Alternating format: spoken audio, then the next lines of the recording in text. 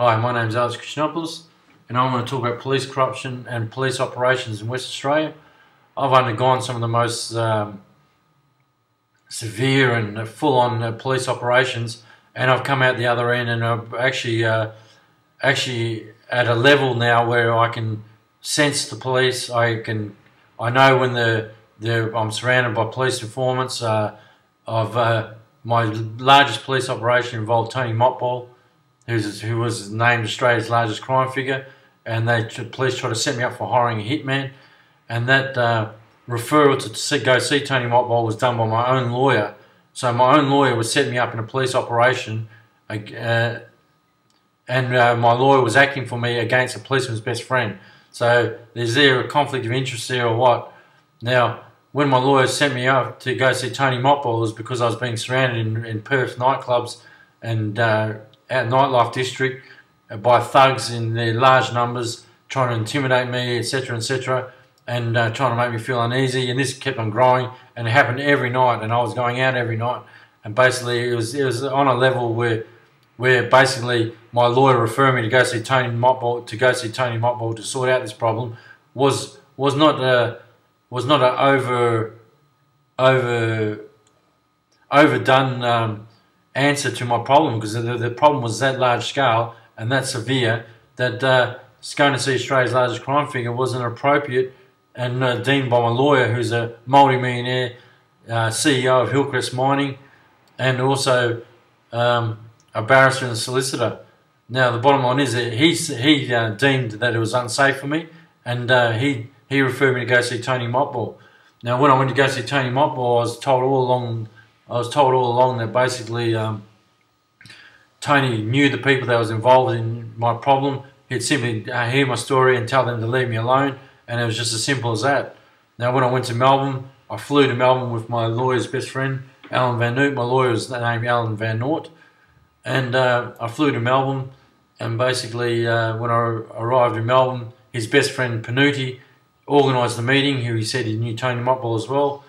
When the meeting came about, a guy rocked up there and basically suggested that he was Tony Motball's friend, and basically he'd hear my story, and while hearing my story, and when I finished it, he asked me if I wanted to hire a hitman. Now, I said no, but they were undercover police. They were trying to set me up for hiring a hitman. They weren't even Tony Motball's friends, and Tony Motball had no part in the proceedings. Now, I mean, that's how corrupt the operation was. The simple fact is, you're going on for a friend to say boo and leave this guy alone, turn into, do you want to hire a hitman? And basically it come down to a 1 second decision, yes or no. And basically if I said yes, I'd be in jail right now. And I suggested the extortion of my property would be well into, they would be receiving my property, unable to fulfill the commitments of the mortgage payments, etc. As the best friend of the police officer that was involved in a building company together in a business, shares the name of the title of a property that's worth over $1 million that I'm doing this recording from.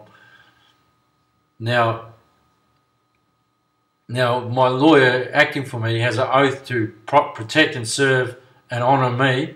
I was also the third largest shareholder of his company, in his publicly listed company, and so he's got two oaths or two obligations to me, and he's totally breached all of them. He's acted unlawfully. He's broken the oath as being my solicitor, and basically when I caught him, I basically went back to Perth and I took his $20,000 four-wheel drive, and also took $10,000 cash off him. And it wasn't because I wanted to rob him. I simply wanted to prove the corruption. And taking his car and the money and him not doing a thing about it, I suggest proves that my story is true, and that's how I wanted to show the corruption. Now, furthermore, 3 years later, I took the car that I stole and put false plates on it because it's unregistered now, and I took the car that I stole on a holiday with somebody, and when the police operation started on that in the holiday town of Dongara, basically. I was reported for stealing the car by the person that I was with.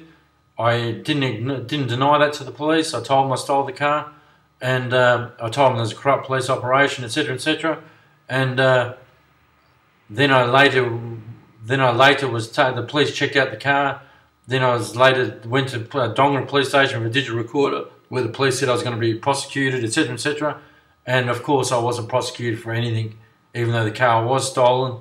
And they even suggested that the car was owned by a friend of mine who was a member of the Gypsy Jokers at the time, and they said it was his car, and it was all a load of bullshit.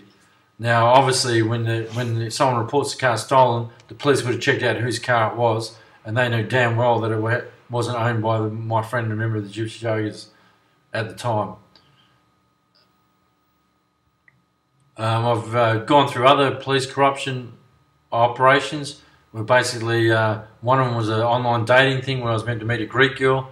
I flew to Sydney to meet her. I paid her airfares, etc., and sent over about $6,000 for her to arrive in Sydney and sponsor her. I flew to Sydney from Perth, and when I arrived in Sydney, they said the girl got caught with 3 kilograms of cocaine, and they suggested the money that I sent to her to come to the country was in use for the cocaine, and I was involved in the cocaine conspiracy. Further investigations, when I got home, I found out that the girl's profile, I found the same girl, except for the girl wasn't from Greece. I'm Greek, and I'm suggesting that the police profiled her for me, and by making her Greek, but the girl was actually from Norway, had the same identical picture, etc., etc. So someone had taken over the profile and turned it into a police story where 3 kilograms of cocaine was involved, and also police operations where I moved from my own state into Sydney, from Perth to Sydney, and police operations were conducted with spies, etc. while I was on holiday, and I involved me going to the Greek embassy, and my phone's being controlled, etc., etc., and I was extorted over $8,000 of the money. Obviously the money that I sent to the girl was the police, and they stole my money. Furthermore, I've had the correspondence that I made between the girl, which I've got printed out. Basically, I had my email account corrupted, and basically all that stuff deleted, so further investigations couldn't continue on. Now, police operations in Western Australia are absolutely outrageous. The amount of police informants out there is mind-boggling. I've outed over close to 200 of them. I can name them, and the list goes from lawyers to psychiatrists to prostitutes to law enforcement to, you name it. I've dealt with business partners, girlfriends, etc., etc., and I've caught them all. And basically, because of my ability to do that, and I'm suggesting that I'm on the ball, and basically I have a knowledge of police operations and the police that is intimate, and I can sense them, and I know when they're coming a mile away. And because of my abilities, I was then sent to a mental institution and locked up in 2006. Once I became clear on what was going on, and I started making my allegations of corruption immediately, I was institutionalised and locked up immediately. Now, furthermore, I've been able to identify other people in Perth who have police operations going on them, and I've informed them and could say possibly save them. And I've also made people run away. There were police informants. I've made police informants flee interstate. I've made police informants lie when I've caught them, saying that their parents died and they're having a bad day and leave them alone. Just lies, lies, lies. I've had one try to commit suicide when I connected her to my police operation, and also to a motorcycle gang's members police operation, etc., etc. On the computer, I can identify police informants and how they structure, and basically I've got documentation that from a policeman's son, head of the TRG, who stated that senior police in Western Australia consider me highly regarded as a criminal. Now, I'm not suggesting I'm a criminal. I'm suggesting that the police call me a criminal simply because we're at war, and for the police to be at war with me, they have to label me as a criminal.